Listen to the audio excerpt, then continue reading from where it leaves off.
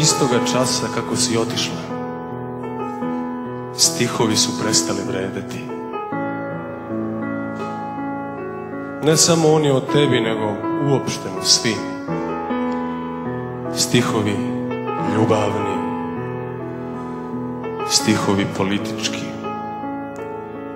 i stihovi o smrti koji su se na tebi grejali, koje sam na tebi mogao ispitati s pogledom na tebe, idući u tvoju trošnu ložnicu, ispisani po tvojoj načetoj puti,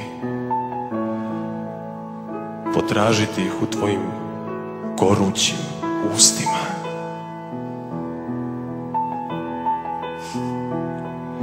I sad mi se postavlja pitanje, šta ostaje od poezije kada se rastane od one koja me na nju silila?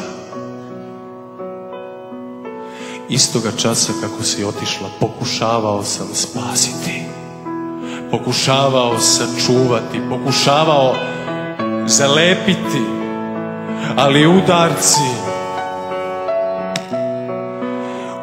udarci preko kojih najpre voda,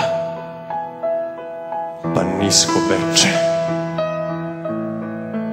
pa trava prerasla i na kraju vazdušni znak, zvučni znak očajanja.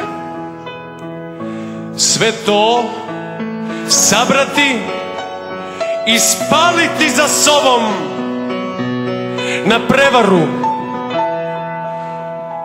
na izdaju, pokorenu zemlju, ljubavni.